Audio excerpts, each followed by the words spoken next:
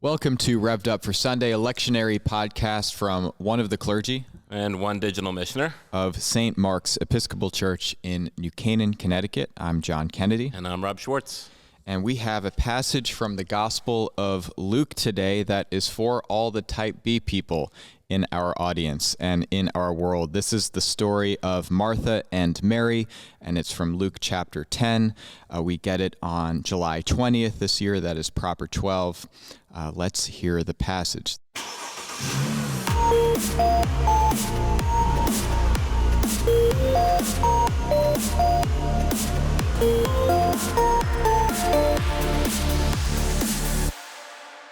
This is Luke chapter 10, verses 38 through 42. As Jesus and his disciples went on their way, Jesus entered a certain village, where a woman named Martha welcomed him into her home. She had a sister named Mary, who sat at the Lord's feet and listened to what he was saying. But Martha was distracted by her many tasks. So she came to him and asked, "Lord, do you not care that my sister has left me to do all the work by myself? Tell her then to help me."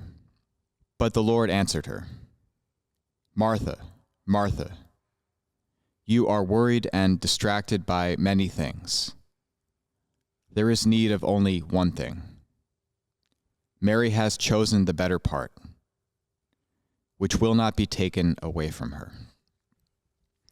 Okay, so we're continuing on the way here. Jesus is going to Jerusalem. He's on his way from Galilee and Samaria, and here he stops at a certain village. Note here that it's not Bethany. In the Gospel of John, Martha and Mary and their brother Lazarus, who does not appear in Luke, live in Bethany, which is 2 miles from Jerusalem. Here in Luke, it's an unnamed village, clearly much more than 2 miles from Jerusalem. But in any case, Jesus stops at this place. He visits his friends, Martha and Mary, and the story goes from there. It's just 5 verses, but in a way, quite a lot. In a way, a very simple text, which I find to be a nice change of pace from the very meaty and much more, I think, thorny in their ways gospel passages, which we've been getting this ordinary time so far. So where do you want to begin? Well, let's think about what came before this too, right? The last couple pods we've been covering some of Luke chapter 10. So we've got Luke sends out the 70. I know that number is a little disputed, but Luke sends 70 out or 72. Right.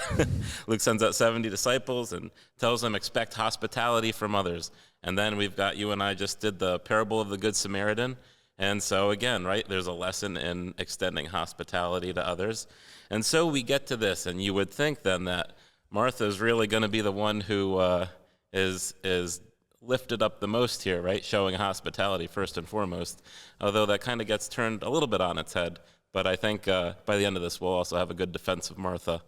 So I think hospitality is definitely a theme in Luke's gospel, and it plays in here, but also, we're getting kind of the active life versus the contemplative life, I think. Yes, on display. Of course. That's sort of the classic paradigm for this passage. And such a good setup to recall the focus on hospitality that has shown up recently in Luke's narrative with the sending of the 70 or 72 as it may be, and their reliance on hospitality on their way, and the Good Samaritan, which is in a way, in a very real way, all about hospitality to the stranger. And then, Jesus says the unexpected here. Mary is seemingly neglecting hospitality, right? Because it is Martha who, it is said, is the one who welcomes Jesus into her home.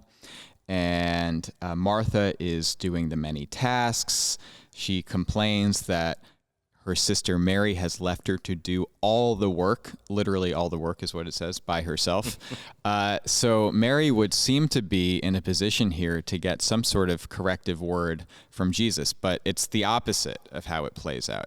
Total 180.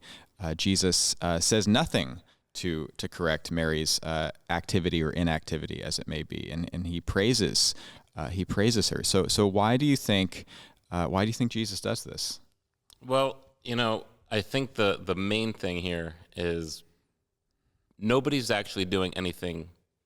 Their main actions toward Jesus are both right, like service and all of that, and kneeling at Jesus' feet and really wanting to be a student in a sense. So I don't think anyone's really wrong. What's wrong, though, is Martha's distraction. She's focusing on the wrong things. I think that's what's really pulling her away here. I don't think he's saying, don't go doing all these. Where she gets it wrong is when she starts focusing on what her sister's doing. Why isn't she helping me? And I think in a real way, we've all kind of been there in a lot of real life situations. You've got company coming over, and you're worried about, aren't you guys going to help me get this place ready? They're going to be here soon. Yeah. She's focused on all the wrong things. She just needs to, live her life as she is toward Jesus. Her sister's doing that. So I don't think it's saying that being contemplative over being active is necessarily better than the other. I think both are needed, but we can't let ourselves get distracted. That's kind of where I tend to go with this anyway. Yeah. I would say that Jesus assigns a primary value to a contemplative disposition here, and seems to suggest, at least implicitly, part of what makes this passage challenging is that Jesus does not explain himself. He doesn't give a breakdown of how the active life is supposed to balance or be supported by the contemplative life. He doesn't acknowledge the merit or virtue of Martha's activity. He doesn't get into any of it. He just says there is need of only one thing, or and this is worth noting. This is actually maybe an important little variation here, but in some ancient manuscripts of Luke, it says there is need of only a few things.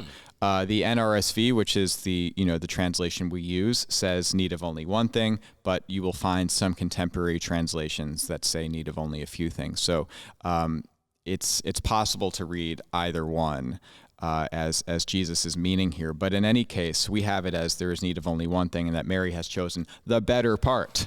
Now, there's less dispute over how to translate that part. Right. It's just the better part, which will not be taken away from her. So Jesus, I think, is being very challenging here, and I think is clearly saying that it is better to be still and at my feet than to be even performing acts of hospitality and service, which seem to be commanded by him in other places, but with a distracted, sort of harried, frazzled state of mind, especially one that is leading one to sort of cast aspersions and judge somebody else. Yes. Well, and a cool thing about Martha here, her actions are kind of transgressive against the culture in a way. Like, that's something like men would have been more the ones to be studying at like the teacher's feet, so to speak, and so yes. Here she is in that position. So I thought that image was kind of really neat. Yeah, no, absolutely. That's I think so important to focus on that.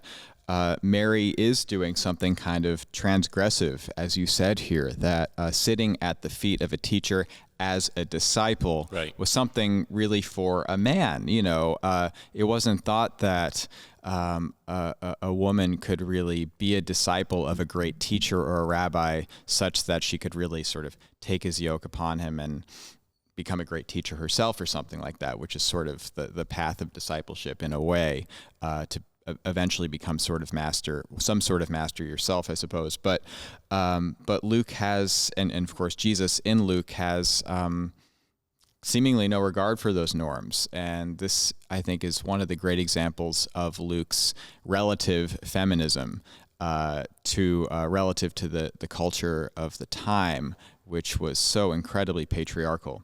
And just a really beautiful thing here that Jesus and Luke have no issue at all with Mary being a disciple. Yeah. And just hopping back over to Martha for a moment, I think there's a good modern day lesson that we can learn. I mean, so many of the lessons and all these things are kind of, stand the test of time, are always very relevant.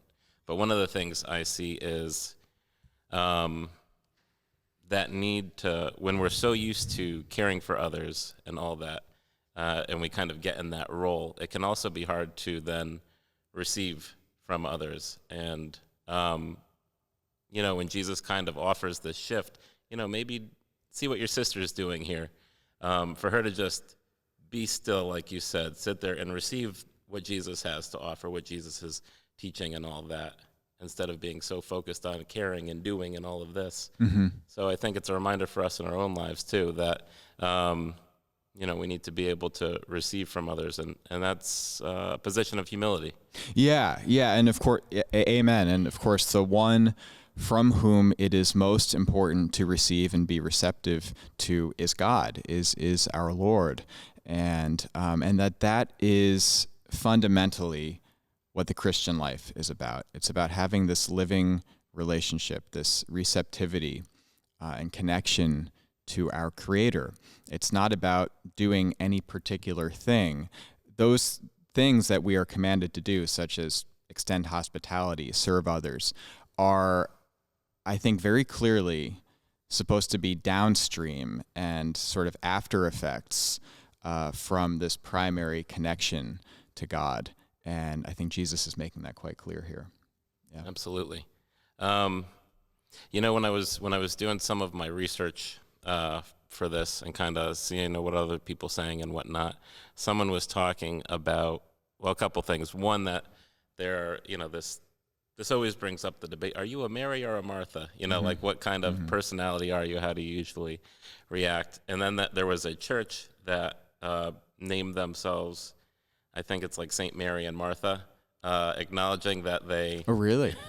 that they want both roles kind of lifted up for people. Sure, and sure. I thought that was really interesting. Yeah. And that reminds me of like when we talk about the work we're doing in the world. So especially like when it comes to like any kind of justice work, how everybody kind of lifts up the people who are putting themselves on the front lines and things like that, and whatnot, but that you need all different roles. It's kind Mm-hmm. of like, when Paul talks about many members in one body, that kind of a thing, all having different functions. That in justice work, you need the people who are going to be out there in the public and marching and stuff like that, but you also need people who are having discussions and leading discussions. You need people who are helping write laws and things like that. So, in our faith lives, there are so many different roles that we play, so many different ways of approaching our faith and living it out, that it's just a reminder that we do need all these things. And some, yes, are going to maybe take precedence over others, but that we need all these different expressions of that faith. Yeah, absolutely. And in fact, I think I was thinking along similar lines, because I had prepared here a quotation from Ephesians chapter 4, which I think is a different Pauline reference than you mentioned, sort of the many members in one body, which is from Corinthians, and I think it shows up in Romans as well. But in Ephesians, this is quoted in the ordination rite in the Episcopal Church. It says, the gifts that God gave were that some would be apostles, some prophets, some evangelists, some pastors and teachers. And we could, say some activists, some contemplatives, some whatever, fill in your vocation there. These are different vocations. But the important thing is to equip the saints for the work of ministry, for building up the body of Christ, until all of us come to the unity of the faith and of the knowledge of the Son of God, to maturity, to the measure of the full stature of Christ. So I love this language here of different gifts and vocations for the building up of the body, so that all may grow into the full stature of Christ. And yeah, there are all sorts of different ways that not only we can participate in this sort of one mission of God, but many ways that we are called to and suited to. We all have our own qualities and dispositions and talents and gifts and so on.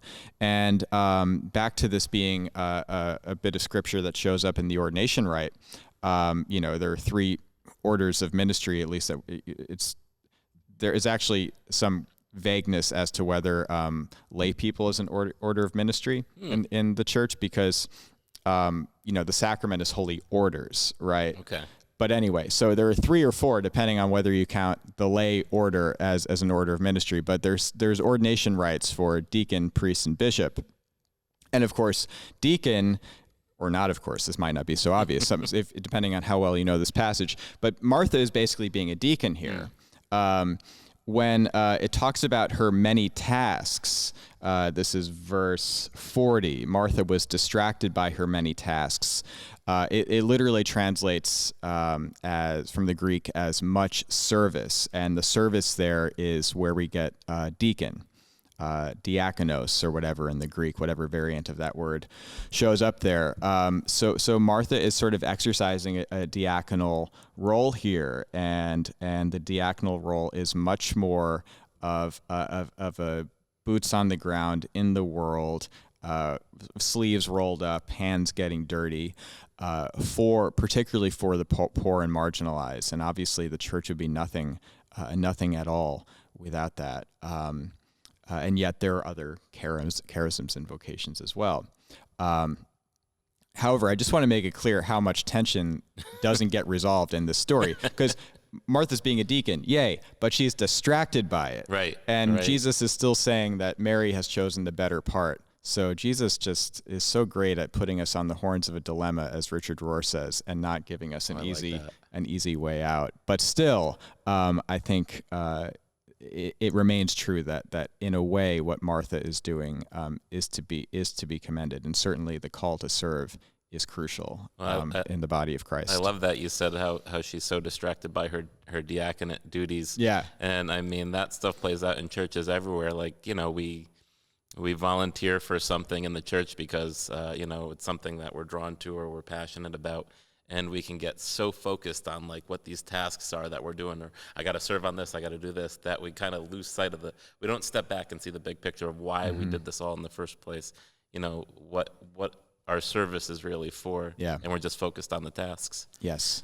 Yes, indeed. And looking for assurance that we're doing the right thing or that we're okay based on our outward activity, at the risk of being totally cut off from any sort of inner sense of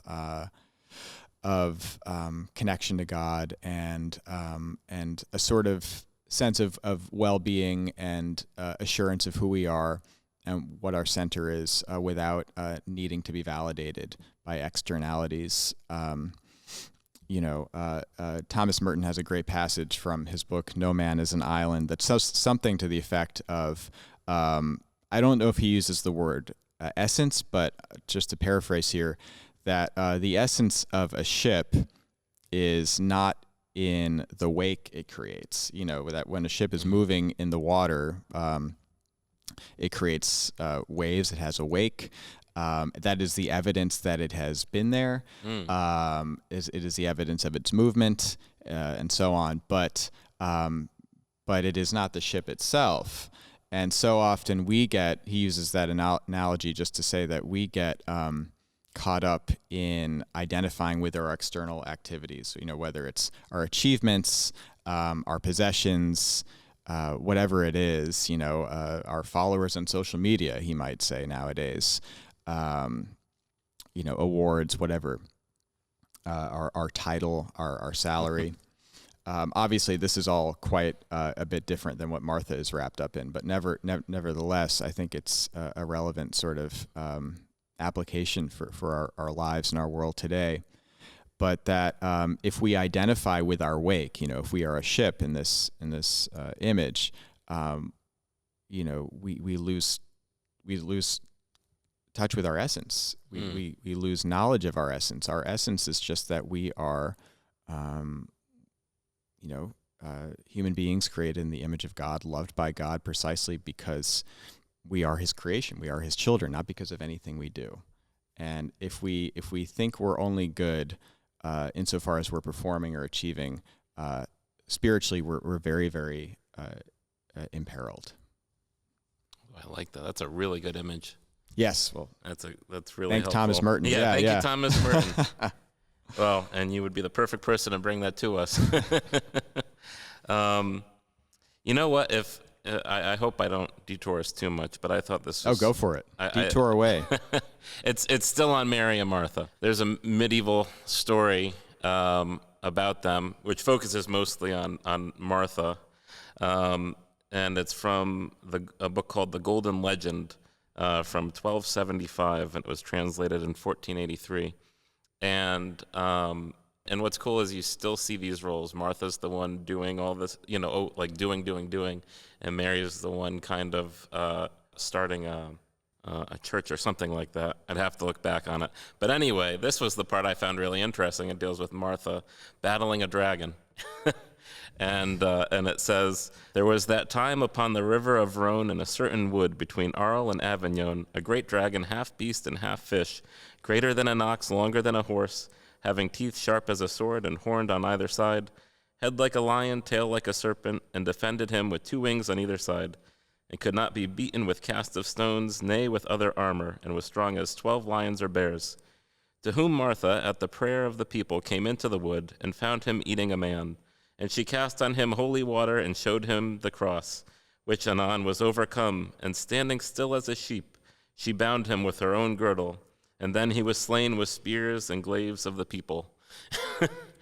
Listen, I know there's some things that didn't quite make canon, but I really wish we got Martha battling a dragon in the canon of the Bible. Yeah, what a shame that didn't make it in.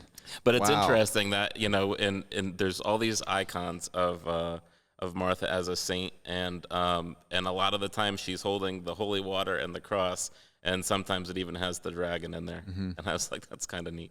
That is. Wow, what a deep cut. Not that there's a jumping off point from that, John. Sorry. Yeah, no. I'm glad to have that in the mix. But I saw that and I was like, oh, that's a fun one to toss out there. Yeah. Just a little brief aside. I don't want to detour too much further, but I think legends like that, make it all the clearer. The difference between a lot of the extra biblical and canonical material that's out there. I mean, there's I think a text also called like the Acts of Peter, which would be much older than this legend, I think, but it has like Peter flying around during the apostolic period, flying in the sky, doing his superhero thing, much more like Marvel than the scriptures. By comparison, what appears in the scriptures is actually quite grounded, despite the very real supernatural, miraculous elements that at least in the New Testament, I'm thinking maybe Old Testament parallels to that might be like. You've got all Moses, and plagues. And I know. Bel and the dragon. There's actually that's an apocryphal text. Oh, yeah. We don't get Mary battling whatever you would even call that creature. Yeah, right. Whatever it is. Yeah, fascinating stuff. Well, do you have any final word you want to? Well, I would offer? just say to your point that you were offering there just now is, despite all the kind of fantastical elements of the Bible that sometimes pop up, and even even looking at the miracles of Jesus and things like that there are very human stories underneath it all. There are very enduring truths that still teach us today. So it's not something to just write off as like, oh, these are just tales. Like, these were told to certain people in certain times because they taught them something they needed to know. And when we look at them in our own culture today, there's a lot we still can take from them. So yes, absolutely. Every time I come to these passages, Mary and Martha, we've heard this, several times in several different ways, but I still find new things to take from it each time. Yeah, nice.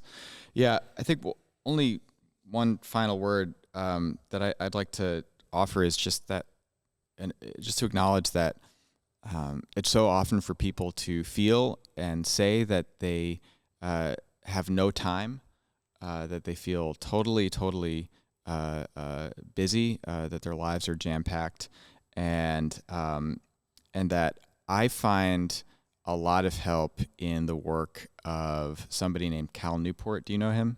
I've heard the name. He's his day job is as a computer scientist at Georgetown, I think. But he's written many books over the past, 15 to 20 years, about kind of working smarter and not harder sort of things. And in the past decade, at least in particular, has really focused on our relationship with technology and how much that fragments our attention and wastes our time. And he's really focused in on something in the past few years, which is what he calls pseudo-productivity. And that the way that knowledge workers, that is, people who basically do their work at computers and at desks and in meetings and so on, that knowledge workers with the internet and with email and so on have been sort of shoehorned into this paradigm over time of thinking without reflection, because this is just the culture of so many workplaces, that back and forth emails and meetings about meetings and so on are good uses of time and are productive because they signal that I'm working, I'm doing things. But actually these can just, again, further fragment our attention and waste our time. And that cultivating a much more intentional and in a way contemplative, for somebody who's so focused on technology, both in his day job and in his work, he talks a lot about, like, Henry David Thoreau. He has very high regard for religion. I'm not sure if he's a religious person himself, but he really advocates people carve out time for prayer and meditation, whatever it is in their lives, and that it is actually possible to at least cultivate a more sane, a relatively sane balance. But that it takes some intentionality, and in our case, as disciples of Jesus, I think it clearly has to begin with just making sitting at his feet a non-negotiable.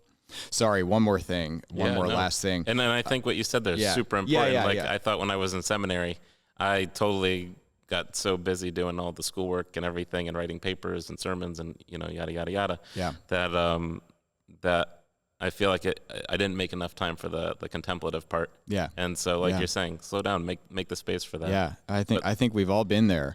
But another thing is that there was this New York Times opinion piece by David French, who is himself a Christian, from about a week ago, and I realized I forgot to print it out, but I remember it well enough. And this was talking about a different matter, which is political violence from Christians, because as we know, that horrendous thing happened in Minnesota not long ago with the gunning down of some lawmakers by a gunman who was a very sort of extreme Christian nationalist, fundamentalist, whatever. And so this was talking about that, and David French was talking about some work he had done recently of talking to Christians around the country about their views on, like, Jesus' teaching on kindness and stuff like that.